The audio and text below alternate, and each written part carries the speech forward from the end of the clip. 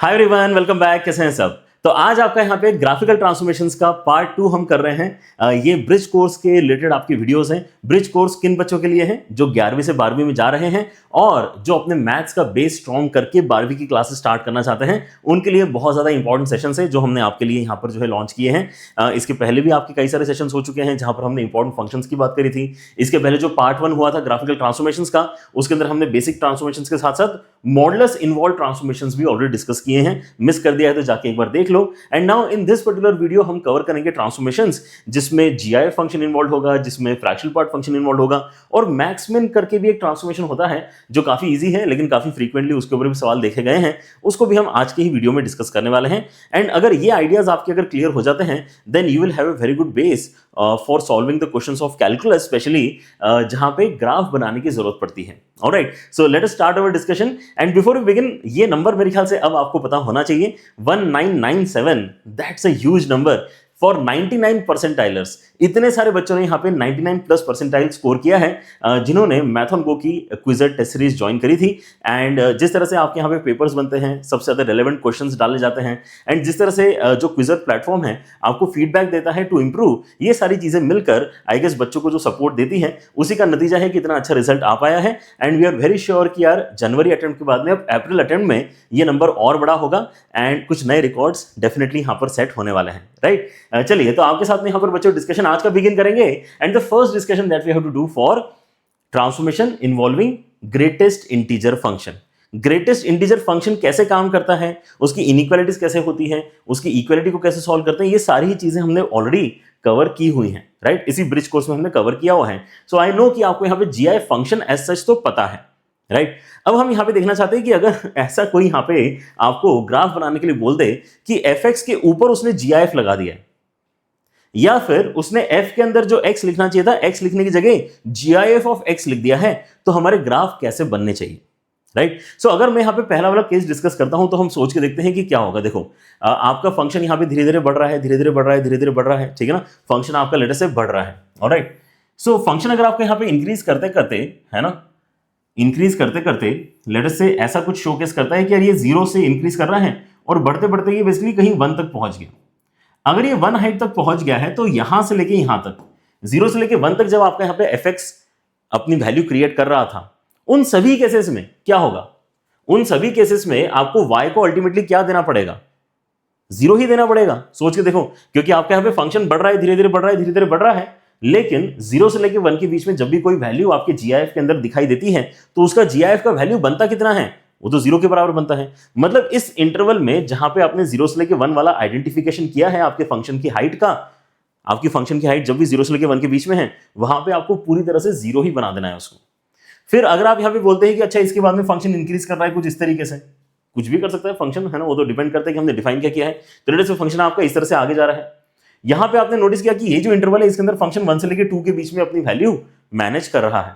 तो जैसे आपने देखा कि यहाँ पे आपकी हाइट बेसिकली 1 से लेके 2 के बीच में है, तो आप सोचो यहाँ पे क्या होगा, फंक्शन की वैल्यू, है ना, 1 से लेके 2 के बीच में है, तो जीआईएफ करने पर क्या होगा, 1.1, 1.2, 1.3 इन सभी वैल्यूज का जीआईएफ करने पर आपको सीधे वैल्यू 1 पे गिरते हुए नजर आएगी। ठीक है ना। तो इन सभी इंटरवल्स में, इस पूरे इंटरवल में आपका जो एक्चुअल आउटपुट है, जो आपका ग्राफ बनेगा, वो 1 हाइट पे ही टिका रहेगा। राइट, इस तरह से आपके यहां पर जो है अलग अलग सेक्शंस बनते हैं।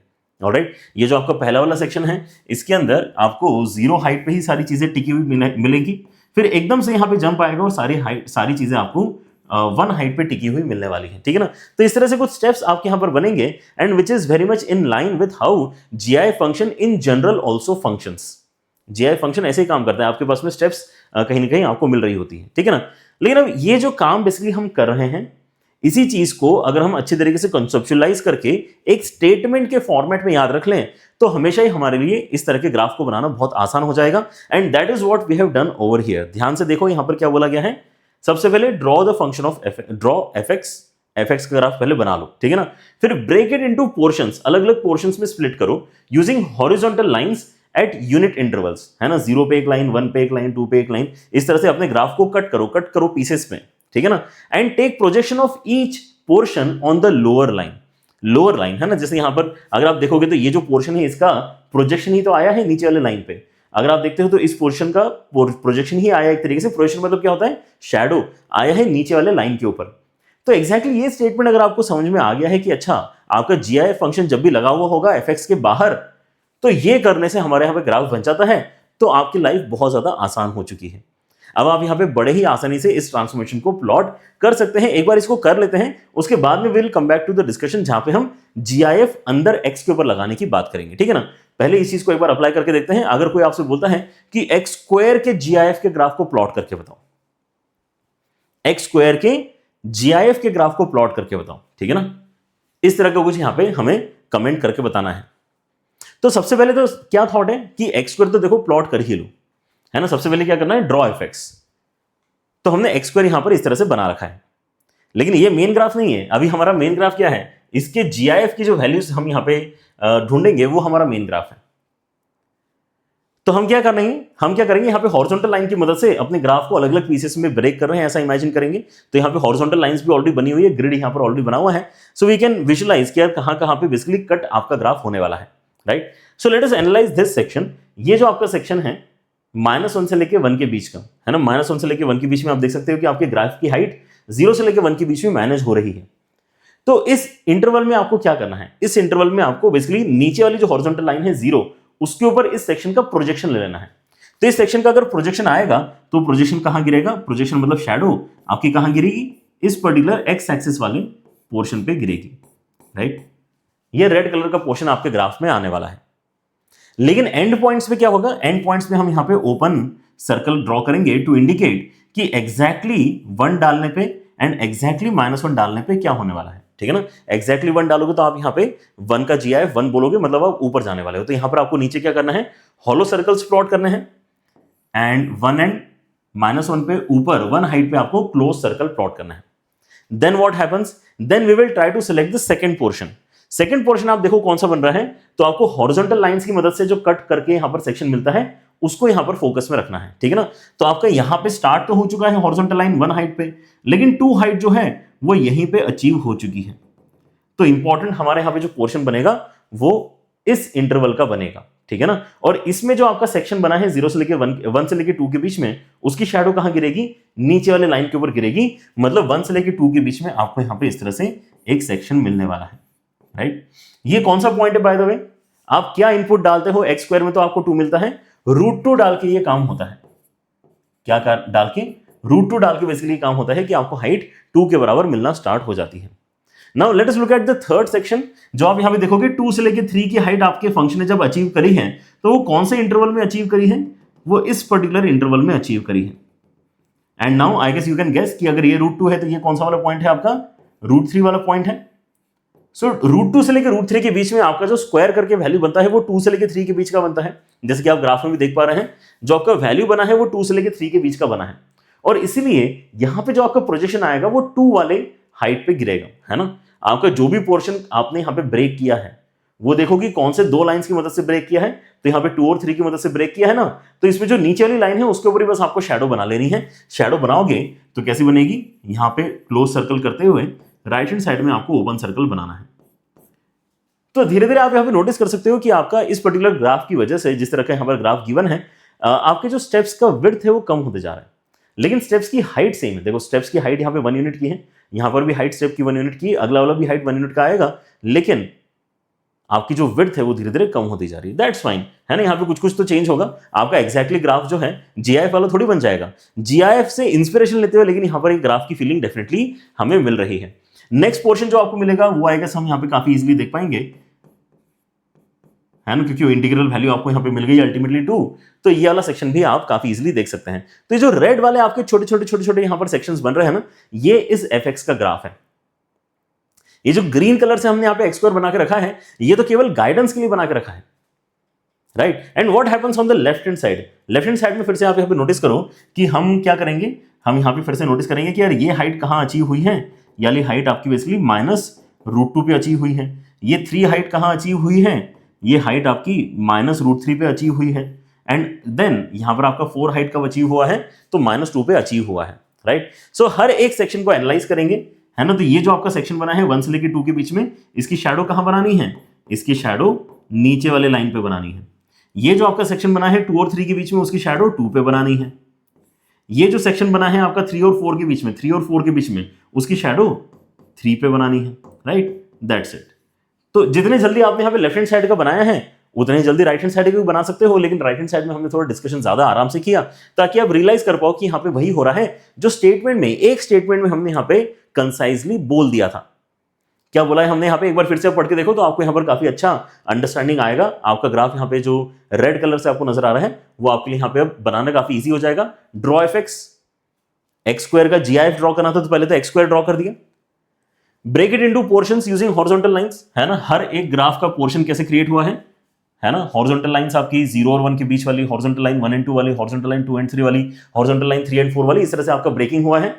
And take projection of each portion on the lower line वाले ही आउटपुट क्योंकि आपको मिल रहा होता है। This is the idea, okay, this is the idea. अब हम यहां पे देखते हैं कि नेक्स्ट ट्रांसफॉर्मेशन में क्या बोला जा रहा है। नेक्स्ट में बोला जा रहा है कि आप यहां पे f के अंदर ही GIF ऑफ x डालना चाहते हो। अब जैसे ही आपने बोला कि आप GIF ऑफ x f को देना चाहते हो तो f को, इसका मतलब at every point for any input मिलेगा एक इंटीजर। तो सोच के देखो क्या होगा, मैं अगर यहां पे अपने x की वैल्यू चेंज कर रहा हूं, अगर मैं x की वैल्यू चेंज कर रहा हूं, x की वैल्यू को मैं लेता हूं लेट अस से 1.1, 1.2, 1.3, 1.4, ऐसे करते करते 1.9, मैं तो अपनी साइड से x की वैल्यू चेंज कर रहा हूं, लेकिन इन सभी का GIF का वैल्यू क्या होता है, इन सभी का GIF का वैल्यू तो 1 ही होता है। तो फंक्शन f तक तो हमेशा 1 ही पहुंच रहा है, उसको तो पता ही नहीं चल रहा कि मैं इतनी मेहनत कर रहा हूं अपने यहां पे इनपुट को चेंज कर रहा हूं।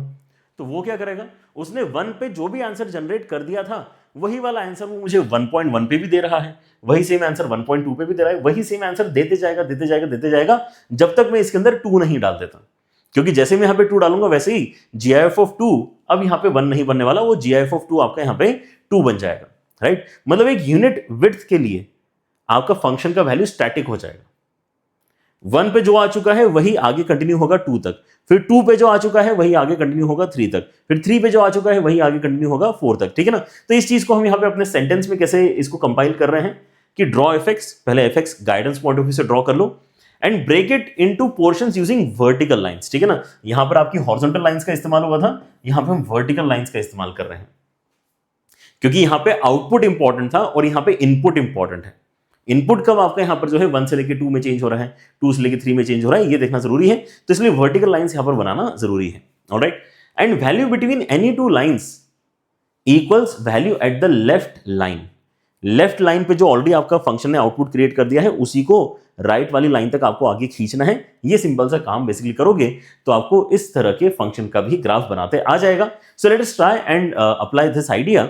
फिर से लेते हैं एक्स स्क्वायर ही, लेकिन इस बार देखो स्क्वायर कहां लगा है, इस बार GIF पहले हुआ है फिर स्क्वायर लगा है, इसके पहले एक्स स्क्वायर हो चुका था फिर GIF लगा था, दोनों में डिफरेंस है, राइट। इस बार हमने x के ऊपर पहले अपना यहां पे काम कर लिया है एंड देन हम उसका स्क्वायर करना चाहते हैं। सो इस बार क्या करेंगे, फिर से आप अपना एक्स स्क्वायर प्लॉट करोगे और इमेजिन करो कि जैसे हमने यहाँ पे वर्टिकल लाइंस यहाँ पे जो ड्रॉ करी है उसकी मदद से ग्राफ के टुकड़े हो चुके हैं। अब जो ग्राफ के आपके टुकड़े हो चुके हैं वहां पर हमने क्या डिस्कस किया है कि यार लेफ्ट साइड जो आपका यहाँ पे ग्राफ बना है ना उसी को राइट साइड तक आपको खींचना है। तो मैं अगर 0 और 1 वाली वर्टिकल लाइन इमेजिन करता हूं तो लेफ्ट साइड में क्या है 0 पे आंसर कितना आ रहा है 0। तो आप सोचो मत, आप यहां पे अपना स्टेटमेंट अप्लाई करो कि 2 वर्टिकल लाइन के बीच में आपका जो फंक्शन है वो स्टैटिक रहेगा, वो वही वैल्यू जनरेट करेगा जो लेफ्ट हैंड साइड में ऑलरेडी जनरेट हो चुकी है। लेकिन जैसे ही 1 बनेगा, इसलिए यहां पर मैंने ओपन सर्कल लगाया है, ठीक है ना। फिर जैसे ही 1 बनेगा तो आप यहां पे जंप कर जाओगे कि 1 पे कितना वैल्यू आ रहा है, तो इसके अंदर 1 डाल के 1 आ रहा है, 1 डाल के 1 आ रहा है तो अब सोचना नहीं है। अब यहां पे आप जब तक अगले वर्टिकल लाइन तक नहीं पहुंच जाते हो तब तक क्या करेंगे, तब तक हम उसी हाइट पे बैठे रहेंगे, राइट। फिर आपको नेक्स्ट यहां पे मौका कब मिलेगा, अगली 2 और 3 वाली जो लाइन है वो कहां कट करती है, यहां पे और उसके भी आगे, ठीक है ना। तो जब तक आप यहां पे बेसिकली 2 पे देखोगे कि किस हाइट पे पहुंच गए हो तो सडनली आप बेसिकली 4 हाइट पे पहुंच गए हो। फिर यहां से जब तक तो आप अगली लाइन तक नहीं पहुंच जाते, आप कहां रहोगे, इसी हाइट पे अटके रहोगे, राइट। उसके बाद में क्या होगा, सडनली आप 9 पे पहुंच जाओगे, सडनली आप 9 पे पहुंच जाओगे। तो यहां पर हम क्या नोटिस करते हैं कि यहां पर भी स्टेप्स तो आ रहे हैं, लेकिन इस बार आपका जो विड्थ ऑफ स्टेप्स है ये कांस्टेंट है। ये स्टेप भी 1 यूनिट का है, ये स्टेप भी 1 यूनिट का है, ये भी स्टेप 1 यूनिट का है, लेकिन आपकी हाइट चेंज होती जा रही है, हाइट आपकी चेंज होती जा रही है, ठीक है ना। लेकिन इंटरेस्टिंग ये है देखना कि लेफ्ट हैंड साइड में क्या हो रहा है। इस वाले ग्राफ में क्या हो रहा था, इस वाले ग्राफ में आपका जो है दोनों साइड से सिमेट्री आपको नजर आ रही थी, क्योंकि एक्स स्क्वायर अपने आप में एक इवन फंक्शन होता है। जो इस तरफ होगा वही इस तरफ भी होगा, ठीक है ना। लेकिन यहां पर स्क्वायर होने के पहले ही हमने कचरा कर दिया, स्क्वायर होने के पहले हमने क्या कर दिया, जीआईएफ ले लिया। तो होगा क्या कि हमें बोलेंगे कि देखो अब आपका -1 और 0 वाली जो आपकी दो लाइंस है उसके बीच में जो आपका पोर्शन बन रहा है, तो देखो कि -1 पे क्या हाइट बन रही है। अब -1 क्योंकि आपका लेफ्ट हैंड साइड वाला लाइन है ना, क्या करना है, देखो value between the two lines equals the value at the left line. Left line वाली वैल्यू क्यों आती है, क्योंकि यार आपके पास में सोचो ना यार, -0.5 अगर मैं डालता हूं तो जीआईएफ करके -1 हो जाएगा, इसलिए -0.5 पे भी वही आंसर आएगा जो -1 डाल के आ रहा है। That is the reason, right. So हम तो यहां पे अपना स्टेटमेंट अगर समझ चुके हैं तो हम यहां पे बोलेंगे कि यार यहां पे आपका आंसर क्या आ चुका है, 1 आ चुका है। तो -1 से लेके 0 तक ये 1 पे ही कंटिन्यू रहेगा, यहां पे कोई सिमेट्री मेमेट्री नहीं है। इतना वियर्ड सा आपका यहां पर ये सेक्शन बन रहा है। फिर उसके बाद में क्या है, ये दोनों लाइंस आपकी हो चुकी है। अब इन दोनों लाइंस को पकड़ो, तो इन दोनों लाइंस में हम देखेंगे कि लेफ्ट साइड वाला आउटपुट आपका कहां आ रहा है। सो लेफ्ट साइड वाला आउटपुट आपका 4 पे आ रहा है ना, ठीक है। तो फिर आप यहां पे इस पूरे सेक्शन में स्टैटिक वैल्यू रखते हुए 4 ही एक्सपेक्ट करो कि आपको आंसर मिलने वाला है, क्योंकि अगर आप -1.1 भी डालोगे तो उसका जीआईएफ कितना हो जाएगा, -2 हो जाएगा। तो -2 पे क्योंकि यहां पे आपका स्क्वायर करके 4 बनता है, इसलिए -1.1 के जीआईएफ का स्क्वायर करके भी आपको 4 ही मिल रहा है। So that is what we are basically doing and learning when we say कि हम ग्राफिकल ट्रांसफॉर्मेशंस सीख रहे हैं। ग्राफिकल ट्रांसफॉर्मेशन सीख रहे हैं, यस। हम यहाँ पे ये जो लॉजिक है ये सब भी डिस्कस करना चाहते हैं, but end of the day we want to remember these statements. इसी से हम यहाँ पे अपने ग्राफ को इजीली बना पाते हैं और थोड़ा जल्दी और बिना गलती के बना पाते हैं, ठीक है ना। तो इनको याद करो, राइट। इस तरह के इंटरेस्टिंग ग्राफ्स, जैसे यहाँ पे रेड वाला ग्राफ, ये रेड वाला ग्राफ, आप काफी इजीली बना पाओगे, राइट। थोड़ी सी प्रैक्टिस और करते हैं, साइन के ऊपर भी लगा सकते हैं, है ना। हर बार यहाँ पे x² ही इन्वॉल्व, ऐसा जरूरी थोड़ी है, कुछ भी आ सकता है। साइन एक्स के जीआईएफ का ग्राफ बनाना है। साइन एक्स के जीआईएफ का ग्राफ अगर बनाना है तो पहले साइन एक्स तो बना ही लो। तो पहले साइन एक्स हमने यहाँ पे नीट एंड क्लीन बना के रखा हुआ है। अब क्या होगा, आप यहाँ पे क्योंकि जीआईएफ बाहर लगाए ना, तो पहला वाला ट्रांसफॉर्मेशन ही है, दूसरा वाला नहीं है, पहला वाला है, ठीक है ना। जहां पे हम हॉरिजॉन्टल लाइन की मदद से अपने ग्राफ को स्प्लिट करते हैं, एंड बिटवीन टू हॉरिजॉन्टल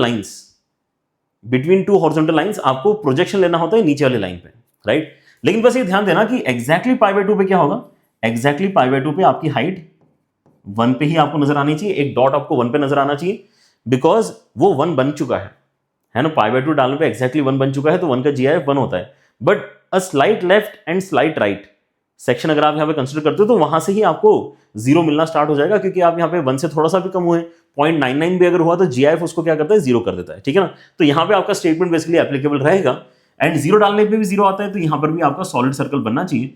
सो ये आपका सेक्शन आएगा कुछ ऐसे, प्रोजेक्शन, इस सेक्शन का प्रोजेक्शन आएगा नीचे वाली लाइन पे, ठीक है ना। यहाँ पे आ जाएगा हॉलो सर्कल, एंड देन फिर से आपका इसमें प्रोजेक्शन आएगा 0 वाली लाइन पे, राइट। ये सेक्शन बना है आपका 0 से लेके पाई के बीच में। रेड वाले ग्राफ को ही नोटिस करते चलो बस।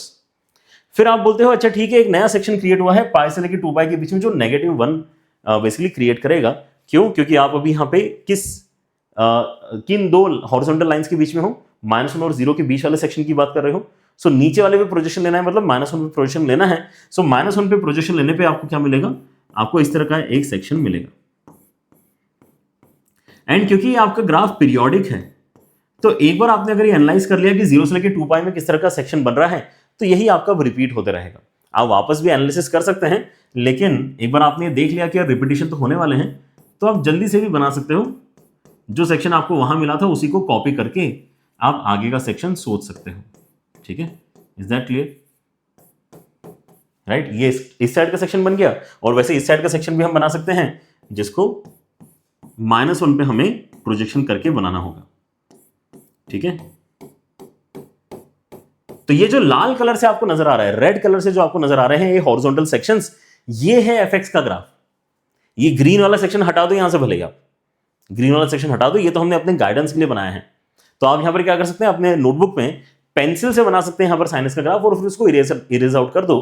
तो जो रेड कलर से आपको दिखाई देंगे ना पोर्शंस, ये आपके एफएक्स के ग्राफ्स हैं।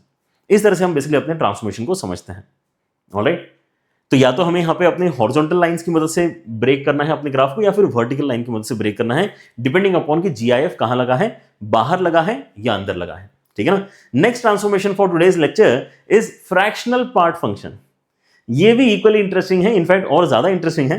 फ्रैक्शनल पार्ट फंक्शन अगर आप लगाते हो तो देखो फिर से 2 जगह लगा सकते हो, या तो आप बाहर लगा सकते हो, सब कुछ हो गया उसके बाद में फ्रैक्शनल पार्ट ले लिया मैंने, या फिर आप पहले ही लगा दो, फ्रैक्शनल पार्ट आपने यहीं पे लगा दिया, राइट।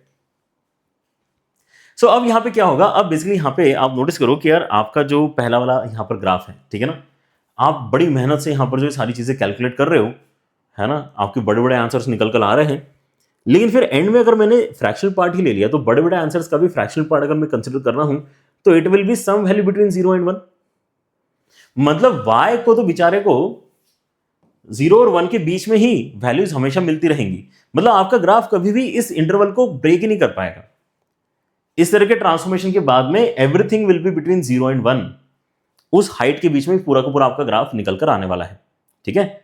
अच्छा, और क्या होगा, है ना, इसके अंदर अगर आप यहां पे स्टेटमेंट अपना देखते हैं तो इन्होंने फिर से बोला कि देखो पहले ड्रॉ तो कर लो अपना जो एक्चुअल फंक्शन एफ है उसको प्लॉट कर लो, ठीक है ना, और फिर क्या करो, हॉरिजॉन्टल लाइन की मदद से फिर से यहां पर ब्रेक करो। देखो यहां पे फिर से हॉरिजॉन्टल लाइन की बात चल रही है, जीआईएफ भी जब बाहर लगा था तो हॉरिजॉन्टल लाइन की मदद से हमने यहां पर अपने फंक्शन को ब्रेक किया था, लेकिन इस बार प्रोजेक्शन नहीं लेना है, इस बार आपको पूरे पूरे ग्राफ को नीचे गिरा देना है एक्स एक्सिस पे, लिटरली यही करना है, ठीक है ना। Pull each portion between y equal to 0 and y equal to 1। क्यों? क्योंकि आपके यहां पे सारे आंसर्स अभी 0 और 1 के बीच में आएंगे, y का आंसर आपका यहां पे अभी क्रॉस नहीं कर सकता है 1 वाली लिमिट को। क्यों? क्योंकि यार फ्रैक्शन, आपने फ्रैक्शनल पार्ट लिया है, राइट। एक बार अप्लाई करके दिखाता हूं, फिर हम यहां पे सेकंड वाले को भी देखेंगे। सेकंड वाला एक्चुअली इजी है, फर्स्ट वाले को यहां पर लेकिन पहले देखो। फिर से सिंपल एग्जांपल लेते हैं, एक्स स्क्वायर का फ्रैक्शनल पार्ट अगर कोई आपको बनाने के लिए बोलेगा तो आप क्या करोगे? पहले तो एक्स स्क्वायर बना लो, ठीक है ना, फिर हॉरिजॉन्टल लाइन से इसको ब्रेक कर लो। अब सोचो होगा क्या, यहां पर आप ये बोल सकते हैं कि आपके पास जो फ्रैक्शनल पार्ट का थॉट होता है वो कुछ ऐसा होता है कि आपने ओरिजिनल जो फंक्शन था उसके अंदर से इसका जो जीआईएफ वाला वैल्यू उसको सब्ट्रैक्ट कर दिया, जीआईएफ वाला वैल्यू आपने सब्ट्रैक्ट कर दिया, ठीक है ना। अच्छा, तो ओरिजिनल फंक्शन तो हम यहां पे नजर आ ही रहा है, देखो यहां पे ये ओरिजिनल फंक्शन है आपका, ठीक है ना। अब इस पर्टिकुलर सेक्शन में 0 से लेकर 1 के बीच की बात करते हैं, इस सेक्शन में आपका जो जीआईएफ वाला वैल्यू है वो 0 के बराबर है। 0 से लेकर 1 के बीच की किसी भी क्वांटिटी का अगर मैं यहां पे जीआईएफ लेता हूं तो 0 के बराबर बनता है, मतलब मैंने यहां पे एक्स स्क्वायर में से कुछ भी सब्ट्रैक्ट नहीं करना है, तो ये जो आपका सेक्शन बन रहा है यही सेक्शन आपका वापस बन जाएगा, है ना। तो ये वाला सेक्शन आपका बन जाएगा। And similar thing can be noticed on the left hand side also, left hand side भी आपका ये वाला सेक्शन बन जाएगा, क्योंकि आपका जीआईएफ यहां पर भी एक्स स्क्वायर का कितना है, एक्स स्क्वायर का जीआईएफ आपका 0 के ही बराबर है, ठीक है। Alright, but what happens after this, what happens after this, अगर मैं अगले सेक्शन पे चलता हूं, 1 से लेकर 2 के बीच में जाता हूं तो क्या होगा? इनफैक्ट 1 से लेकर 2 के बीच में यहां पे हमने जाना चाहिए। अगर मैं 1 से लेकर 2 के बीच में हूं, मतलब 1 से लेकर √2 के बीच में मेरा x का वेरिएशन अगर है, तो मैं नोटिस कर पा रहा हूं मेरे पास में एक सेक्शन है जो यहां पे बना हुआ है। अब ये जो एक्स स्क्वायर का पोर्शन है इसके अंदर क्या होगा, आप यहां पे बेसिकली इसका जीआईएफ देखते हो तो 1 से लेकर 2 के बीच की क्वांटिटी का जीआईएफ क्या हो जाएगा, 1 से लेकर 2 के बीच की क्वांटिटी का जीआईएफ 1 के बराबर बनेगा। तो आप बेसिकली एक्स स्क्वायर -1 करना चाहते हो, और ये वाला ट्रांसफॉर्मेशन हमने किया हुआ है कि अगर हम यहां पे -1 करते हैं तो ग्राफ को आपको 1 यूनिट से नीचे पुश करना है, नीचे पुल करना है आपको 1 यूनिट से। तो ये वाला जो सेक्शन है, ये एक्स स्क्वायर का जो सेक्शन है, इस सेक्शन को आपको 1 यूनिट से नीचे पुल करके बेसिकली बनाना होगा। तो ये कैसे बनेगा? ये बनेगा आपका कुछ इस तरह से, सेम ग्राफ आपको यहां पे नीचे गिर गया है, आपको ऐसा लगेगा, क्या लगेगा कि ग्राफ यहां पे गिर गया है, राइट। ऐसे ही अगला सेक्शन देखो, जो सेक्शन आपका 2 से लेकर 3 के बीच में अपनी वैल्यू क्रिएट करता है, मतलब √2 से लेकर √3 के बीच वाले जो आपके यहां पे इनपुट के लिए ग्राफ बन रहा है, उसमें फिर से यही सोचेंगे कि अच्छा इस इंटरवल को अगर मैं देखता हूं तो जीआईएफ की वैल्यू कितनी आएगी। 2 से लेकर 3 के बीच में किसी भी क्वांटिटी को देखते हो तो जीआईएफ आपका 2 के बराबर आएगा, मतलब आप 2 सब्ट्रैक्ट करना चाहोगे इसके अंदर से। तो आपका जो एक्स स्क्वायर का ग्राफ है, ये जो एक्स स्क्वायर का ग्राफ है, इसमें से 2 सब्ट्रैक्ट करोगे तो ये 2 यूनिट नीचे आएगा। इसके पहला वाला ग्राफ 1 यूनिट नीचे आया था, ये वाला ग्राफ 2 यूनिट नीचे आएगा। जो ग्राफ पहले से एक्स एक्सिस के ऊपर टिका हुआ था वो वहीं का वहीं रहा। तो क्या हम ये बोल सकते हैं कि ऐसा लग रहा है कि आपने एक बार अगर हॉरिजॉन्टल पोर्शंस बना लिए हैं, एक बार आपने हॉरिजॉन्टल लाइन की मदद से अलग अलग पोर्शंस अगर बना लिए हैं, then only thing that you need to do is just let everything fall down. गिरने तो सारी चीजें, ऐसे कट कर दिया ना आपने, इमेजिन करो कि कट कर दिया, gravity is basically making everything fall down. कहां पे गिरेगा? इस पर्टिकुलर फ्लोर पे आके गिरेगा, और वही आपका ग्राफ बन जाएगा इस पर्टिकुलर तरीके से ट्रांसफॉर्म करने पर, राइट। सो ये वाला सेक्शन फिर से बनेगा आपका, ये जो आपका 3 से लेके 4 के बीच वाला सेक्शन है, ये एक्चुअली 3 यूनिट नीचे गिरेगा। हर कोई अपने अपने हिसाब से, है ना, ज्यादा यूनिट्स नीचे गिरते जा रहा है, ताकि एंड अप कहां करे वो 0 और 1 के बीच में कहीं ना कहीं एंड अप करे, राइट। सो आई गेस अगर आपको एक क्लैरिटी आ गई है तो हम यहाँ पे भी अपने सेक्शंस पहले इमेजिन कर लेते हैं। क्या है, हॉरिजॉन्टल लाइन की मदद से -√2 पे एक सेक्शन बना है, फिर यहाँ पे -√3 पे एक सेक्शन बना है, एंड देन -2 पे एक सेक्शन बना है। हर एक सेक्शन को एनालाइज करो। ये वाला सेक्शन है ना, इसको आप गिरा दो 1 यूनिट से नीचे। ये वाला सेक्शन है ना, इसको 2 यूनिट से नीचे गिरा दो। कहां गिराना है, अल्टीमेटली जमीन पे गिराना है। जमीन कहां है, बेसिकली एक्स एक्सिस पे है, सिंपल ऐसा सोचो, ठीक है ना। फिर ये वाला एक सेक्शन है आपका, ये वाला सेक्शन भी आपका नीचे गिर रहा है, ये वाला सेक्शन भी नीचे गिरा दो, राइट। सो इस बार फिर से आपको सिमेट्रिक ग्राफ मिला है अबाउट वाई एक्सिस। क्यों, क्योंकि एक्स स्क्वायर आपका एक इवन फंक्शन होता है, ठीक है ना। तो ये एक्स स्क्वायर की वजह से आपको यहाँ पर जो है सिमेट्री मिल रही है। इसके अंदर ये फ्रैक्शनल पार्ट का कोई खास रोल नहीं है ना, क्योंकि आपका ग्राफ ही सिमेट्रिक था एक्स स्क्वायर का, इसलिए यहां पर जो उनका ट्रांसफॉर्मेशन करके वैल्यूज निकली है वो भी सिमेट्रिक निकली है, राइट। क्या करना है, अब स्टेटमेंट पढ़ते हैं। मेरे ख्याल से स्टेटमेंट आपको ज्यादा अच्छी तरीके से क्लियर होगा। और पहले तो एफ प्लॉट कर लो, एफ को प्लॉट कर लिया एक्स स्क्वायर को, फिर हॉरिजॉन्टल लाइन की मदद से आप यहाँ पे अपने पोर्शंस को यहाँ पे स्प्लिट कर लो। एक बार आपने पोर्शंस बना लिए हैं यूनिट इंटरवल पे, तो क्या करना है, पुल ईच पोर्शन बिटवीन 0 एंड 1। या तो ये बोलो कि गिर गया है, या फिर आपने खुद से खींच के यहां पर जो है नीचे रख दिया है, ठीक है ना। ये वाला पोर्शन खींच के 0 से लेकर 1 के बीच में, ये वाले भी खींच के, ये वाला भी खींच के आप यहाँ पे इस तरह से नीचे करते जा रहे हैं। ये आपका ग्राफ बना देगा आपके, है ना। और आपको यहां पर अब इस तरह के ग्राफ को बनाने में दिक्कत नहीं आने वाली है। Let us do the next one, जहां पे फ्रैक्शनल पार्ट अंदर लगा दिया है। तो फ्रैक्शनल पार्ट अगर आपने अंदर लगा दिया तो सोचो क्या होगा कि एफ को तो यार कभी बड़ा इनपुट मिलेगा ही नहीं। हम भले ही यहां पर एक्स की वैल्यू को बड़ा करते जा रहे हैं, हमने डाल दिया इसके अंदर 10, 11, 12, हम यहां पे बड़ी बड़ी वैल्यूज यहां पे डालते जा रहे हैं, लेकिन उनके जो फ्रैक्शनल वैल्यूज है वही बेसिकली किसको मिल रहे हैं, एफ को मिल रहे हैं। तो 11.1 भी अगर मैंने डाला है तो 0.1 ही गया है एफ के पास, 11.2 डाला है तो 0.2 ही गया है एफ के पास। तो 0 और 1 के बीच में जितना हम यहां पे वेरिएशन देख पा रहे हैं, उतना ही वेरिएशन एफ बार बार प्लॉट करेगा, क्योंकि उसको नहीं पता है कि यार यहां पे हम वैल्यूज रिपीट कर रहे हैं या वैल्यूज बढ़ाते जा रहे हैं। क्योंकि उसको वैल्यूज रिपीट होते हुए नजर आएंगी तो वो क्या कर सकता है, उसको लगेगा कि यार जो वैल्यूज मिल रही है उसके हिसाब से आंसर जनरेट करेगा, right. So that is the issue with the transformation, जब हम फ्रैक्शनल पार्ट अंदर लगा देते हैं तो, ठीक है ना। तो होता क्या है, 0 से लेके 1 के बीच का ही ग्राफ बस इंपॉर्टेंट बचता है इस केस में। 0 से लेके 1 के बीच का ही ग्राफ बनाओ, बाकी ग्राफ नहीं बनाओ चलेगा, हटा दो बाकी ग्राफ पूरा। और फिर जितना आपने 0 से लेके 1 के बीच में बना दिया है ना, आप उतने ही ग्राफ को कॉपी पेस्ट करते जाओ। मतलब ये जो आपका फंक्शन बनता है, ये पीरियोडिक फंक्शन बनता है विद पीरियड 1 पीरियड में आपने 1 यूनिट के लेंथ में जितना ड्रॉ कर दिया ना, उसी को आपको कॉपी पेस्ट कर देना है थ्रू आउट, आगे पीछे सब जगह, और वही आपका ग्राफ बन जाता है F of fractional part x का। 0 से लेके 1 के बीच में जितना हो चुका है वही आगे भी होता रहेगा, right. So let us try something like this. अच्छा, इस पे बाद में आते हैं, इसको पहले करते हैं क्योंकि अभी हमने डिस्कशन इसका किया है। That is one more question जिसको हम सॉल्व करेंगे, डोंट वरी। सो आपके पास में यहां पे x के फ्रैक्शनल पार्ट का स्क्वायर का यहां पे टारगेट है। तो हम ये बोल रहे हैं कि यार देखो, फ्रैक्शनल पार्ट पहले हो रहा है ना, पहले फ्रैक्शनल पार्ट हो रहा है और फिर वो जो भी है उसका हम स्क्वायर करने की बात कर रहे हैं। तो 0 से लेके 1 के बीच में तो कोई दिक्कत नहीं, 0 से लेके 1 के बीच में फ्रैक्शनल पार्ट लू ना लू एक ही बात है। सोचो ना, 0 से लेके 1 के बीच में कोई भी नंबर है, 0.1 डाला मैंने, अब 0.1 का फ्रैक्शनल पार्ट करके स्क्वायर करो या डायरेक्टली 0.1 का स्क्वायर करो, बात एक ही है। मतलब 0 से लेके 1 के बीच में तो एक्स स्क्वायर जो आपका है एग्जैक्टली वही चीज आपको मिल जाएगी। 0 से लेके 1 के बीच में ही जो ग्राफ है आपको उतना ही प्लॉट करना होता है ना, यही हमारा फर्स्ट स्टेटमेंट था।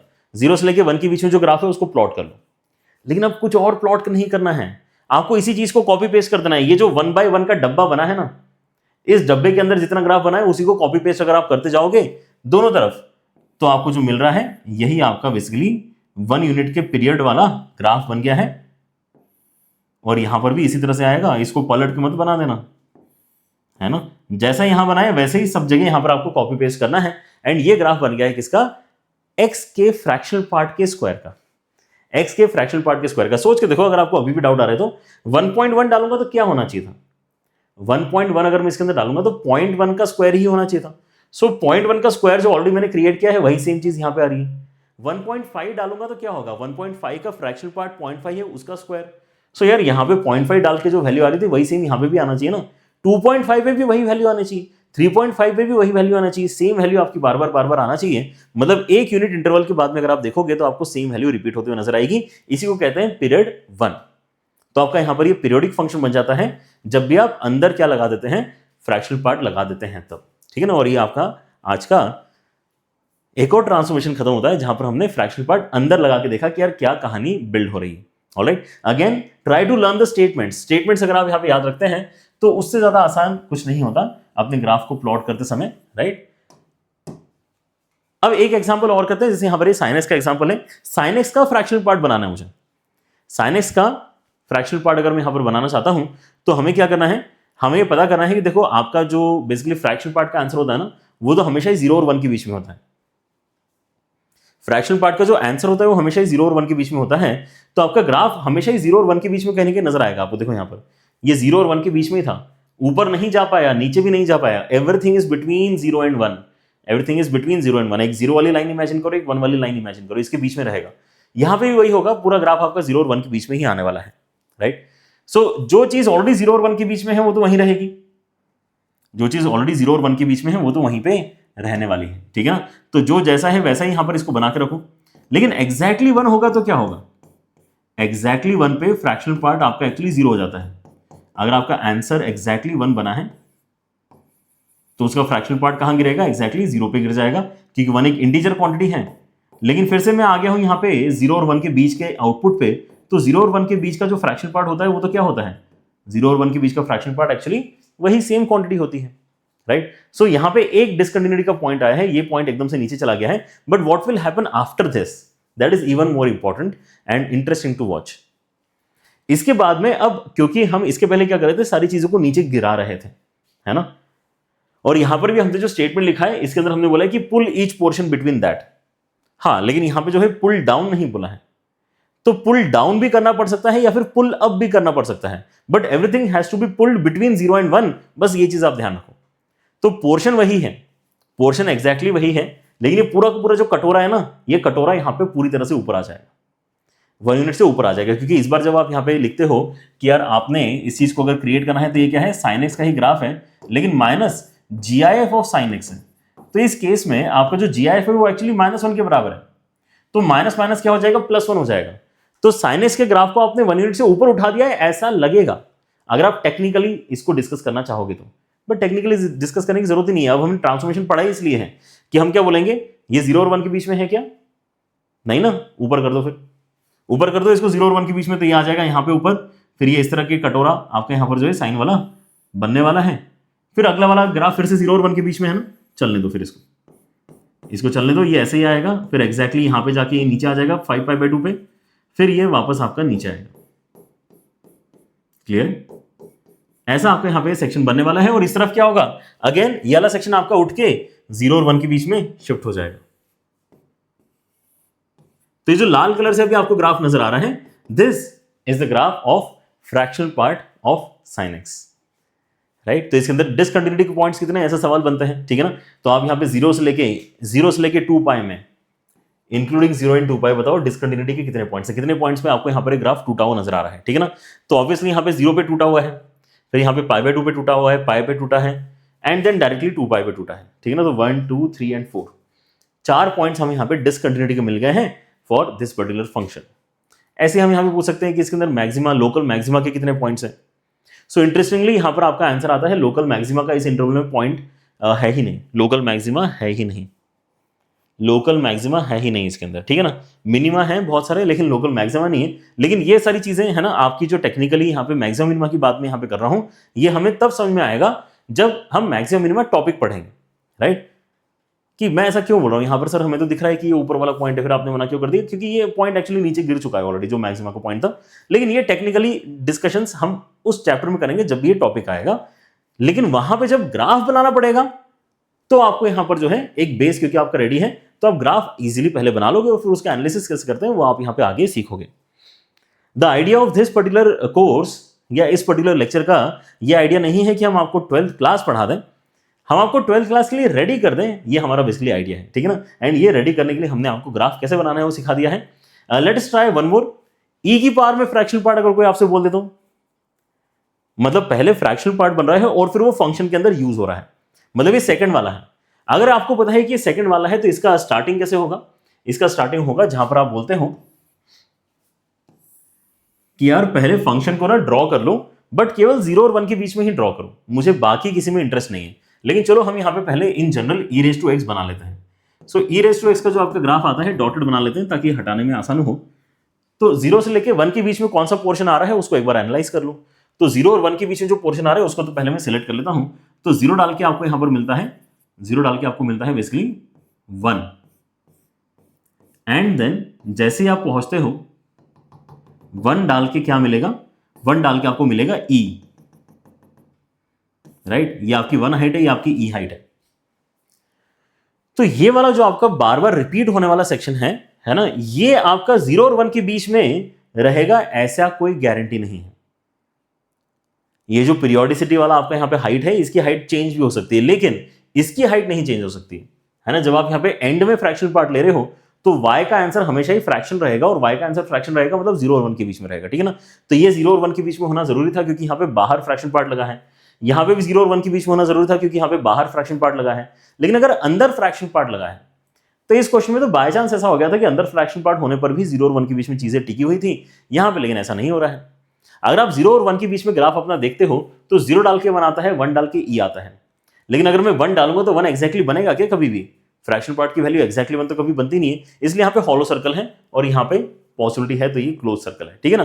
तो आपको क्या करना है, अब आपको यहाँ पे एक्चुअली पूरा का पूरा ग्राफ 1 और e के बीच में बनाना है। पूरा का पूरा ग्राफ आपको 1 एंड e के बीच में बनाना है, एंड आपका जो पीरियड है वो 1 यूनिट के बराबर है। तो आपको यहाँ पे 0 से लेके 1 के बीच में अगर ये सेक्शन आया है तो यही सेक्शन आपका 1 एंड 2 के बीच में आएगा, फिर यही सेक्शन आपका 2 एंड 3 के लिए आएगा, ठीक है ना। ये आपका 2 वाला पॉइंट है, ये आपका 3 वाला पॉइंट है, एंड ऐसा ही सेक्शन पीछे भी आएगा, ठीक है ना। यहाँ पे भी कोई कमी नहीं है, इसके अंदर कुछ और नहीं करना है। जैसा ग्राफ आपने पकड़ लिया है ना वैसे ग्राफ आपको खींचते रहना है, ऑलराइट। सो ये वाला सेक्शन आएगा आपका, ऐसे ही आपका एक ये वाला सेक्शन आएगा, एंड यू आर डन। ये -1 हो गया, ये आपका -2 हो गया। इस तरह से आपके यहाँ पर सेक्शन आ रहा है, लेकिन सारी की सारी चीजें आपकी अभी 1 एंड e के बीच में बेसिकली बनी है, ऑलराइट। और अच्छा ऑब्वियसली बन सकता है ना। इसके पहले क्या है, हमारे पास में सपोर्ट था of already constructed initial graphs, इसलिए यहाँ पर ज्यादा अच्छा दिख रहा था। इनिशियल ग्राफ अगर यहाँ पर भी e रेज़ टू x का हमारे पास में होता तो ये और सुंदर दिख सकता था। अभी यहाँ पर क्या है, थोड़ा सा ये इसके जैसा बन नहीं रहा है, बट समझ गया ना, बेसिकली यही चीज कॉपी पेस्ट हो रही है आपकी अल्टीमेटली, ठीक है। चलो सो अब यहाँ पे हम करते हैं अपना मैक्स मीन का discussion. This is very very important, बहुत आसान है लेकिन बहुत ही ज्यादा पूछा जाता है, ठीक है ना। कैलकुलस में आप यहाँ पे देखोगे कि आपके प्रैक्टिस करते समय काफी सारे सवाल PYQ में भी काफी सारे बार यहाँ पर जो है मैक्स मीन पूछा जाता है। बहुत ही सिंपल सी बात है, आपको यहाँ पे ऐसे कुछ एक्सप्रेशन दे देते हैं, फंक्शन दे देंगे। अब ये 2 से ज्यादा भी हो सकते हैं, ठीक है ना, लेकिन बेस क्या है आइडिया कि भाई 2 फंक्शंस हैं आपके पास में और आपको मैक्स कर दिया है उनका। आपको ट्रांसफॉर्मेशन में क्या करना है, मैक्स यूज करना है। मतलब क्या है कि यार दोनों में से जो भी बड़ा है ना जिस भी पॉइंट पे, उसको मैं लेने वाला हूं, है ना। मैं यहाँ पे जो है अपने प्रॉफिट को देख रहा हूं, मैंने देखा कि यार मेरा प्रॉफिट किस में है, जो ज्यादा बड़ी वैल्यू मुझे दे रहा है मेरे प्रॉफिट उसमें है, ठीक है ना। तो हमने बोला कि ठीक है यार, जहां जहां पे है ना, अगर ये मुझे ज्यादा प्रॉफिट दे रहा है तो मैं इसको कंसिडर कर लूंगा, ये ज्यादा प्रॉफिट दे रहा है तो मैं इसको कंसिडर कर लूंगा, ठीक है ना। स्टॉक्स वाली बात होगी, स्टॉक्स अगर आपको यहाँ पे परचेस करना है तो यार जिस पॉइंट पे इस स्टॉक का प्राइस ज्यादा है मैं इसको लेना प्रेफर करूंगा, जिस टाइम पे इसका प्राइस ज्यादा है मैं इसको लेना प्रेफर करूंगा, है ना, या जो भी मतलब इन द सेंस बेचना प्रेफर करूंगा, वॉट एवर इट इज। लेकिन हाँ, हम यहाँ पे इस तरह के सिलेक्शंस करते हैं ना, डेली लाइफ में भी हम इस तरह के सिलेक्शंस यूजुअली कर रहे होते हैं, राइट। तो करना क्या है, दोनों के ही ग्राफ को पहले तो प्लॉट कर लो, fx भी प्लॉट कर लो, gx भी प्लॉट कर लो, तो ऑब्वियसली आपको दिख जाएगा ना कि कौन ऊपर है कौन नीचे है। जैसे अगर मैं यहां पर आपको बोलता हूं कि आपको ये ट्रांसफॉर्मेशन प्लॉट करना है, max of sine and cos, max of sine and cos अगर आपको प्लॉट करना है तो पहले तो साइन और कॉस आप बना लो, ठीक है ना। ये जो आपका ग्रीन कलर का है ये कौन सा है, ग्रीन आपका कॉस का ग्राफ है एंड पर्पल आपका साइन का ग्राफ है। तो मैं किसी भी इनपुट पे अगर देखता हूं, लेट से मैं यहां पे कोई इनपुट लेता हूं π/6, तो कैन आई सी क्लियरली कि यार इसमें ना 2 आउटपुट्स मुझे दिखाई दे रहे हैं इस पर्टिकुलर इनपुट पे, एक साइन की मदद से क्रिएट हो रहा है, एक कॉस की मदद से क्रिएट हो रहा है। तो बड़ा कौन है, क्योंकि मुझे मैक्स पे फोकस करना है ना, तो बड़ा आपका यहां पर बेसिकली कॉस का आउटपुट है, तो इस बार आप कॉस को ले लेना। फिर अगर आप आगे आते हो, यहां पे कहीं आते हो, तो यहां पे आप देखते हो कि यार साइन की वैल्यू बड़ी है, कॉस की तो नेगेटिव हो गई है, तो ऑब्वियसली ये छोटी है तो ये बड़ी है, तो इसको ले लेना। तो कभी तो हम बोल रहे हैं कि कॉस को ले लेंगे, कभी हम बोल रहे हैं साइन को ले लेंगे। और ये चीज अगर आप रियलाइज करते हो कि दोनों ग्राफ अगर आपके बने हुए हैं, तो जो भी ऊपर है किसी भी पॉइंट पे वही तो मैक्स होगा ना यार। मैक्स हम यहां पे ऐसे बार बार एरो मार्क थोड़ी करेंगे कि कौन ऊपर है कौन नीचे है, वो तो दिख ही रहा है कि कौन ऊपर है कौन नीचे है। जैसे जब तक ये इंटरसेक्ट नहीं कर रहे हैं, π/4 पे इंटरसेक्ट करेंगे दोनों ग्राफ, तब तक कॉस ही ऊपर है तो उसको सिलेक्ट कर लो। फिर उसके बाद में ऑब्वियसली इंटरसेक्शन के बाद में साइन आगे निकल गया है, साइन ऊपर चला गया है ना। देखते चलो यहाँ पे ग्रीन और इसको पर्पल को साथ साथ में देखते चलो, देखते चलो, देखते चलो, देखते चलो, देखते चलो। तो यहाँ पे 5π/4 पे आके दोनों के दोनों -1/√2 हो गए हैं। तो इसके बाद में फिर से आप स्विच देख पा रहे हैं, तो इस बार अब आप कॉस को सिलेक्ट कर लोगे। आपका फायदा किसमें है, उसको आप ले लो। मैक्स वाला सिलेक्ट करना आपके लिए फायदेमंद है ना। तो आप यहाँ पे जो भी ऊपर है उसको सिलेक्ट कर लो। मतलब ऐसा मान सकते हो कि आप दौड़ लगा रहे हो, क्या कर रहे हो, आप रनिंग कर रहे हो on the top of A mountain, ठीक है ना। ऐसा सोच सकते हो कि भाई मैं यहाँ पे दौड़ना स्टार्ट किया, नीचे जा ही नहीं पाऊंगा मैं, मेरा काम ही है यहाँ पे ऊपर रन करना, तो मैं ऊपर ऊपर ऊपर ऊपर वाला जो सेक्शन है उसको कंसिडर कर लूंगा, उसको मैं यहाँ पे एक्सेप्ट कर लूंगा। लेकिन अगर यहाँ पे मैक्स की जगह मिन होता तो एग्जैक्टली जो अभी चीजें छोड़ दी ना हमने उसको सिलेक्ट करना पड़ता। क्योंकि अगर मैं मिनिमम देख रहा हूं तो दोनों में से जो छोटा है उसको मुझे यहाँ पर पकड़ना पड़ेगा, तो छोटे वाले को पकड़ते पकड़ते आप यहाँ पे आगे जाओगे। सो मिनिमम के केस में आप ऐसा इमेजिन कर सकते हो कि आप लटक लटक के जा रहे हो ग्राफ के ऊपर, ठीक है ना। यहाँ पे लटक लटक के अगर आप जा रहे हो तो आप यहाँ पे जो सिलेक्शन कर रहे हो नीचे नीचे से वो एक्चुअली मिनिमम वाला सिलेक्शन है। और अगर मैक्सिमम करना है तो आपको ग्राफ के ऊपर दौड़ दौड़ के जाना है, रन करके जाना है, ठीक है ना। तो रन करके अगर जाओगे तो आप यहाँ पे इस पर्टिकुलर पाथ को फॉलो करोगे, ये आपका मैक्स वाला बेसिकली सिलेक्शन बनता है। जो भी ऊपर है वो मैक्स का सिलेक्शन है, जो नीचे है वो मिन का सिलेक्शन है, ठीक है ना। ओके, तो आई थिंक येलो ज्यादा बेटर दिखेगा क्या। अगर येलो अच्छा दिख रहा है तो येलो को हम यहाँ पे ले लेते हैं। अच्छा, येलो ठीक दिख रहा है। तो जो भी ऊपर है उसको हमने यहाँ पे बस सिलेक्ट कर लेना है। एंड ये जो सिलेक्शन है, ये जो अभी मैंने शेड किया है, ये जो सिलेक्शन है ये आपका एक्चुअल ग्राफ है। ये कट नहीं कर दिया मैंने, ये मत सोचना कि कट कर दिया सर ने, नहीं कट नहीं किया है भाई। ये सिलेक्शन को शो करने का तरीका है कि at what instance which portion I am selecting, वो यहाँ पे ये शेडेड रीजन आपको बता रहा है, ठीक है ना।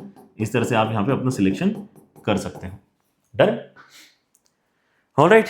चलिए, तो मेरे ख्याल से अगर ये आपका मैक्स वाला क्लियर है तो मिन वाला भी आपको क्लियर हो ही चुका है। एक बार मिन भी बना के देखते हैं। फंक्शंस आपके चेंज होते रहेंगे, फंक्शंस आपके 2 की जगह 3 भी हो जाएंगे तो क्या दिक्कत है, ठीक है ना। 4 भी हो जाएंगे तो भी क्या दिक्कत है। आपको यहाँ पे क्या देखना है कि अगर 4 भी फंक्शन है इसके अंदर तो चारों को प्लॉट कर दो। चारों में से जो सबसे नीचे है वो मिन वाला आ जाएगा।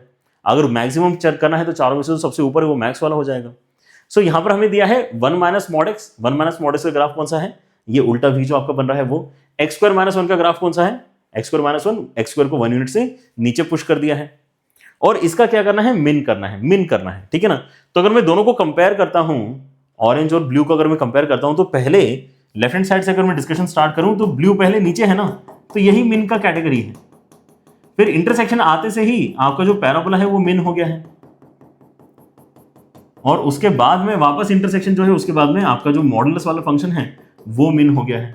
तो ये जो अभी मैंने हाईलाइट किया है ये आपका एक्चुअली ग्राफ बनता है fx का, है ना। ये ऐसा ऊपर गया, फिर ऐसा घूम के नीचे आया और फिर वापस नीचे चला गया, ठीक है ना। ये आपका ग्राफ बन गया है minimum of 1 - mod x, x² - 1। Alright, चलिए, तो आपके यहाँ पे जो ट्रांसफॉर्मेशन से आएगा यहाँ पे क्लियर है। जैसे कि आपने यहाँ पर रियलाइज किया होगा कि डिस्कशन करते समय हमने यहाँ पे जो GIF और फ्रैक्शनल पार्ट में टाइम स्पेंड किया है, उतना टाइम स्पेंड एक्चुअली करने की जरूरत नहीं है। मैक्स मिन के केस में आपको दोनों ग्राफ बनाने हैं। मैक्स बोला है तो ऊपर वाला पोर्शन सिलेक्ट कर लो, है ना। मतलब अभी जो आपको यहाँ पे सिलेक्शन दिख रहा है ना, सिलेक्शन नहीं दिख रहा है, ये जो आपको ये W शेप दिखाई दे रहा है, ये कब बनेगा, जब आप यहाँ पे मैक्स कर दोगे मिन की जगह, तो ये ऊपर वाला सिलेक्शन में आ जाएगा, राइट। बट अभी करंटली ये वाला पोर्शन आपका सिलेक्शन में आ रहा है। सो अगर मैं यहाँ पे कुछ सवाल भी अगर आपके साथ में सॉल्व करूं तो देखो सवाल कैसे बन सकते हैं। यहाँ पे fx दे दिया मैंने, यहाँ पे minimum of tan x and cot x, tan और cot का मिनिमम आपको यहाँ पर बेसिकली सिलेक्ट करना है। फिर क्या करना है, then the number of roots of the equation fx equal to half, 0 से लेके 2π में कितना होगा। एकदम स्टैंडर्ड सवाल है। ऐसे ही सवाल हमने अपने पिछले लेक्चर में भी किए थे, जहां पे नंबर ऑफ सॉल्यूशंस हमें बताने होते हैं। सो क्या करेंगे यहाँ पर, सबसे पहले तो हम जो इन्वॉल्व फंक्शंस है उनको प्लॉट करेंगे। सो इन्वॉल्व फंक्शंस क्या है हमारे पास, tan है और cot है। tan और cot में हम यहाँ पे देखते हैं कि देखो आपके डेंजर लोकेशंस कौन कौन से हैं। सो π/2 पे डेंजर होता है tan के लिए, उसके बाद में पाई पे डेंजर होता है cot के लिए, 3π/2 पे डेंजर होता है tan के लिए, एंड देन 2π पे डेंजर होता है cot के लिए, ठीक है ना। तो डेंजर जोन्स हमने यहाँ पे पहले बना के रख लिए हैं। अब इसके हिसाब से हम अपने ग्राफ को इजीली बना सकते हैं। ये क्या क्या है आपके इसमें, 0 है, π/2 है, पाई है, 3π/2 है एंड देन 2π है ना। हमें 0 से लेके 2π का ही डिस्कशन करना है, तो इसके आगे हम ज्यादा परेशान नहीं होने वाले, right. So if I first plot let us से tan x, सो 0 से लेके आपके यहाँ पे ग्राफ इस तरह से ऊपर जाता है, π/2 पे इंफिनिटी बनता है, फिर -∞ से ऊपर आता है, पाई पे 0 बनता है एंड देन वापस ऊपर जाता है एंड देन वापस नीचे से ऊपर आता है एंड इस तरफ है ना 2π पे ऐसे खत्म होता है। ऑलराइट, अब इसी के साथ में हम और क्या बनाना चाहते हैं, इसी के साथ में हम बनाना चाहते हैं अपने कॉट को। सो कॉट क्या करता है, कॉट बेसिकली नीचे आना शुरू करता है। कॉट आपका यहाँ पे इंफिनिटी से नीचे आना शुरू करता है, π/2 पे 0 बनता है एंड देन पाई पे वापस उसका डेंजर पॉइंट है, तो वो इंफिनिटी की तरफ चला जाता है, -∞ की तरफ चला जाता है, ठीक है ना। इस तरह से ऐसे ही हम यहाँ पे अगला वाला थ्रेड बनाते हैं। कॉट का थ्रेड डिक्रीज करता है, tan का थ्रेड इंक्रीज करता है, ठीक है ना। सो कॉट का थ्रेड यहाँ से बिगिन होगा, यहाँ पे 3π/2 पे 0 बनेगा एंड देन यहाँ पे नीचे जाएगा वापस -∞ पे, राइट। सो हमारे पास में अब यहाँ पे दो ग्राफ्स बन चुके हैं। ग्रीन वाला ग्राफ आपका कॉट का है एंड ब्लू वाला ग्राफ आपका tan का है। क्या करना है, आपको मिनिमम को सिलेक्ट करना है, तो किसी भी इंस्टेंस पे कौन छोटा है उसको सिलेक्ट करते चलो, है ना। जब तक आप π/4 पे नहीं आते तब तक ग्रीन और ब्लू में ब्लू छोटा है तो ब्लू को सिलेक्ट कर लिए, फिर उसके बाद में ग्रीन छोटा है तो ग्रीन को सिलेक्ट कर लिए। इसके बाद में गलती मत करना, इसके बाद में आपको सडनली -∞ मिलेगा ना सबसे छोटा। -∞ से छोटा क्या होता है यार, कुछ नहीं होता, ठीक है ना। सो यहां पे जो सिलेक्शन आएगा वो नीचे से स्टार्ट होगा, फिर आपका सिलेक्शन आपका नीचे से स्टार्ट हो रहा है और फिर यहां पे 3π/4 पे आके चीजें फिर से पलट जा रही हैं, क्योंकि वापस नीचे जाने का मौका मिल रहा है, क्योंकि मिनिमा सिलेक्ट करना है ना। सो मिनिमा सिलेक्ट करना है तो बेसिकली नीचे जाने के मौके को हमें छोड़ना नहीं है, जब भी नीचे जाने को मिल रहा है उसको पकड़ लेना है, राइट। अब यही चीज वापस आगे कंटिन्यू होगी आपकी, है ना। इसके आगे वाला जो सेक्शन है, इस डॉटेड लाइन के राइट हैंड साइड वाला जो सेक्शन है, उसके अंदर फिर से ग्रीन और ब्लू में आपका ये वाला सेक्शन सिलेक्शन में आएगा, फिर ये वाला सेक्शन आएगा, फिर वापस रुक जाओ, फिर नीचे से पिक करो, नीचे से पिक करके ऊपर आओ, ठीक है ना, एंड देन वापस नीचे जाओ। तो इस तरह का जो एक पीरियोडिक नेचर है जो आपको बेसिकली 0 से लेकर पाई के बीच में नजर आ रहा है, वही सेम चीज बार बार रिपीट होती जाएगी, क्योंकि आपका tan और cot दोनों ही पाई के साथ में पीरियोडिक है। तो 0 से लेकर पाई में आपने जो बना दिया है डिजाइन, वही सेम डिजाइन आपको आगे कॉपी पेस्ट करना है एंड वही आपका फाइनल ग्राफ भी बन जाएगा, किसका, इस fx फंक्शन का। लेकिन अब fx इक्वल टू हाफ कहां कहां हो रहा है, अगर ये आप देखना चाहते हो तो आपको क्या करना है, मात्र एक सिंपल सा काम करना है कि हाफ पे एक हॉरिजॉन्टल लाइन प्लॉट करनी है। ये हाफ वाली ही लाइन है, कैसे पता हमें, क्योंकि ये जो आपका 1 वाला हाइट है ये कब अचीव हुआ है, π/4, है ना। π/4 वाला जो ये पीक है, फिर ये वाला जो आपका पीक है, ये 1 हाइट वाला पीक है। हाफ हाइट इसके नीचे ही कहीं ना कहीं होने वाली है, ठीक है ना। हाफ हाइट इसके नीचे ही कहीं ना कहीं होगी, राइट। सो इसको अगर मैं प्लॉट करता हूं तो मैं देखना चाहता हूं कि कितने सॉल्यूशंस हमारे पास में आए हैं। तो सॉल्यूशंस कैसे निकालते हैं, दोनों ही ग्राफ्स के जो इंटरसेक्शन के वैल्यूज हैं, fx बना लिया है, हाफ बना लिया है, इनके इंटरसेक्शंस आप काउंट कर लो कहां कहां पे कितने कितने आपको मिल रहे हैं। So one intersection is here, another intersection is here, one intersection is here, another intersection is here. तो मतलब 4 आपको यहाँ पे इंटरसेक्शंस मिले हैं फ्रॉम 0 से लेके 2π, इसलिए थर्ड ऑप्शन आपके यहाँ पे करेक्ट होना चाहिए। सिंपल है, एक बार आपने अगर बना लिया तो अब यहाँ पे सवाल अलग अलग बन सकते हैं। जैसे अगर हम यहाँ पे बोलूं कि 0 से लेके 2π में आप लोकल मैक्सिमा काउंट करके बताओ कहाँ कवर है या कितने हैं, तो लोकल मैक्सिमा ये दोनों मैक्सिमा है एंड ये दोनों भी लोकल मैक्सिमा है।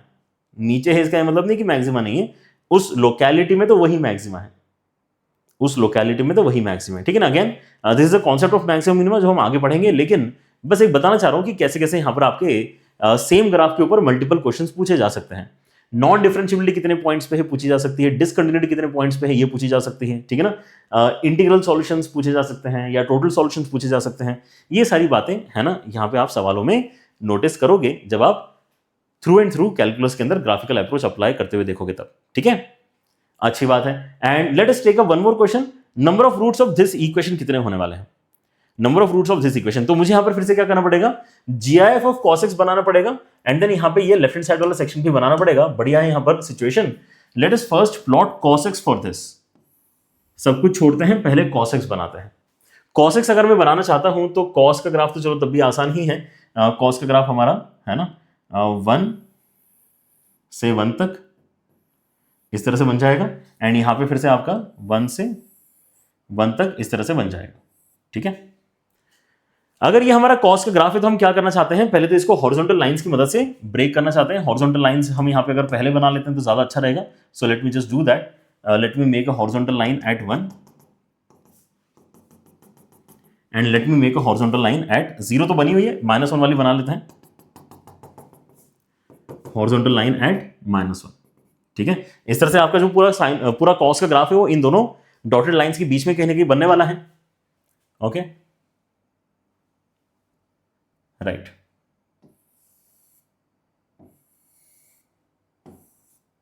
ऑलराइट, सो हमने यहां पर क्या किया है, हमने यहां पर बेसिकली कॉस्ट को पहले तो प्लॉट कर लिया है। अब मुझे कॉस्ट का जीआईएफ अगर प्लॉट करना है तो मुझे करना क्या होता है, जीआईएफ प्लॉट करने के लिए देखना है कि जब जब आपका ग्राफ 0 और 1 के बीच में है तब तक उसका जीआईएफ क्या हो जाएगा, तब तक उसका जीआईएफ 0 ही हो जाएगा। ठीक है ना, क्योंकि आपका जो नीचे वाला आपके यहां पे रो है या नीचे वाला जो आपके यहां पे लाइन है उसके ऊपर आपको प्रोजेक्शन लेना है, राइट। लेकिन एग्जैक्टली 0 पे क्या होगा, ओपन इंटरवल आएगा और आपका यहां पर हाइट 1 के बराबर ही रहेगा, है ना। कॉस ऑफ 0 कितना होता है, 1 होता है, और 1 का जीआईएफ भी 1 होता है, right. But in every other scenario we are going to be at an height 0, right. फिर क्या होगा, जैसे आप ये 0 वाला सेक्शन क्रॉस करते हो तो यहां पे क्या हो चुका है, ये एक सेक्शन आया है जो -1 और 0 के बीच का वैल्यू क्रिएट कर रहा है। सो माइनस और 0 के बीच की जो वैल्यू है उसका जीआईएफ कितना आ जाएगा, उसका जीआईएफ आपका -1 के बराबर आ जाएगा, which will be shown something like this, इस पूरे इंटरवल में। फिर चीजें वहीं से स्टार्ट हो जाएंगी क्योंकि आपके यहाँ पे 2π कंप्लीट हो चुका है, राइट। ओ सॉरी, 2π तो आपके यहाँ पे आगे कंप्लीट होगा यहां से, लेकिन हमारा 2π डिस्टेंस यहां पे कंप्लीट हो चुका है। ये हमारा जो पॉइंट है ये एक्चुअली 3π/2 का पॉइंट है। तो इसके आगे भी अगर आप बनाना चाहें तो बना सकते हैं। क्या होगा यहां पे फिर से आपका ये जो ऊपर वाला सेक्शन है इसमें एग्जैक्टली आपका जो 2π है उसके ऊपर तो क्या बनने वाला है, एग्जैक्टली 2π पे आपका हाइट 1 के बराबर बनेगा। But what happens apart from that, फिर से सारी चीजें 0 पे ही गिरते हुए नजर आती है, ठीक है ना। And same thing is going to happen on the left hand side as well, ठीक है ना। तो इग्नोर द व्हाइट वाला पोर्शन, व्हाइट वाला पोर्शन तो केवल हमारा गाइडेंस है। जो मेन ग्राफ आपका यहां पर बन रहा है वो कहां पे है, मेन ग्राफ जो आपका बन रहा है वो एक्चुअली रेड कलर से हम शोकेस कर रहे हैं, ठीक है। एंड आई गेस इतना काफी होगा इस क्वेश्चन को डिस्कस करने के लिए, लगेगा तो पीछे का और ड्रॉ कर लेंगे, ठीक है। अच्छा, तो हमारे यहाँ पे आरएचएस का ग्राफ बन चुका है जहां पे हमने इस रेड वाले ग्राफ को कंसिडर किया है। Now I have to draw this portion on the LHS, मतलब मुझे क्या करना है, minus of mod x plot करना है। माइनस ऑफ मॉड एक्स मतलब नीचे जाते हुए आपको यहां पर सेक्शन बनना चाहिए minus of mod x, but फिर एक्स्ट्रा π/2 भी मैंने ऐड कर दिया। एक्स्ट्रा π/2 अगर मैंने ऐड कर दिया तो I have basically pulled this graph up by π/2 units and π/2 is basically greater than 1, right. So वहां से आपका ग्राफ स्टार्ट हो रहा है और फिर नीचे आना स्टार्ट हो रहा है। अगर ये नीचे आएगा तो आपको यहां पर थोड़ा केयरफुली चीजें मार्क करनी पड़ेंगी, क्योंकि मैं यहां पे देखना चाहता हूं कि आपका जो ग्राफ है इसमें वैल्यू 0 कब बनती है। तो y is equal to π/2 minus mod X, ये अगर मैं एनालाइज करूं तो मुझे अगर यहां पे 0 वैल्यू चाहिए y की तो π/2 डाल के भी 0 मिलेगी एंड -π/2 डाल के भी 0 मिलेगी। And these are points exactly on these locations, है ना। तो ये वाला जो आपका लोकेशन है π/2, यहां से ग्राफ चल के नीचे आएगा और फिर वापस भी आपका नीचे कंटिन्यू हो जाएगा, ठीक है ना। v नीचे कंटिन्यू हो जाएगा और यहां से भी ग्राफ आपका चल के नीचे आएगा एग्जैक्टली इस पॉइंट तक और फिर v आपका नीचे कंटिन्यू हो जाएगा, ठीक है ना। सो ग्राफ आपका बनेगा कुछ इस तरीके से।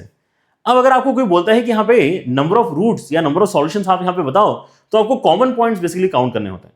और कॉमन पॉइंट्स अगर आप काउंट करोगे तो आपके पास में कितने आ जाएंगे, कॉमन पॉइंट्स अगर आप काउंट करना स्टार्ट करते हैं देन एक कॉमन, कौन सा कलर इस्तेमाल करें, ये करते हैं। सो कितने कॉमन पॉइंट्स आपको नजर आ रहे हैं, ये दोनों तो कॉमन पॉइंट्स हैं ही आपके, ये दोनों ही आपके कॉमन पॉइंट्स हैं। देखो π/2 डालने पे क्या हो रहा है, π/2 डालने पे ये 0 बन रहा है और π/2 डालने पे ये भी 0 बन रहा है, ये आपके कॉमन पॉइंट्स हैं। उसके अलावा आपके इंटरसेक्शंस यहां भी नजर आ रहे हैं जिनको हम रोक नहीं सकते, यहां पे तो इंटरसेक्शंस आपके क्रिएट होंगे ही होंगे, लेकिन वापस इसके बाद में अब हमें और कुछ नहीं मिलने वाला, क्योंकि आपका जो कॉस का जीआईएफ है वो यहीं पे कहीं रिस्ट्रिक्टेड है, जबकि आपका ये जो मॉडुलस फंक्शन है ये तो नीचे जा चुका है, ठीक है ना। सो और आपके उसमें इंटरसेक्शन पॉइंट्स नहीं आएंगे, लेकिन 4 इंटरसेक्शन पॉइंट्स आपके पास में डेफिनेटली इस पर्टिकुलर केस में बने हैं। क्लियर है क्या, ऐसे वाले 4 इंटरसेक्शन पॉइंट्स आपको यहां पर रिपोर्ट करने हैं, मतलब 4th ऑप्शन आपका करेक्ट होना चाहिए। Is that fine? चलिए, सो इस तरह के आपके यहाँ पे जो है आइडियाज रहते हैं ग्राफ से related, and we have done 2 very very important discussions. हमने यहाँ पे अपने फंक्शंस का यहाँ पे डिस्कशन कर लिया है, राइट। उसके साथ साथ यहाँ पे ग्राफिकल ट्रांसफॉर्मेशंस का भी हमने डिस्कशन कर लिया है, राइट।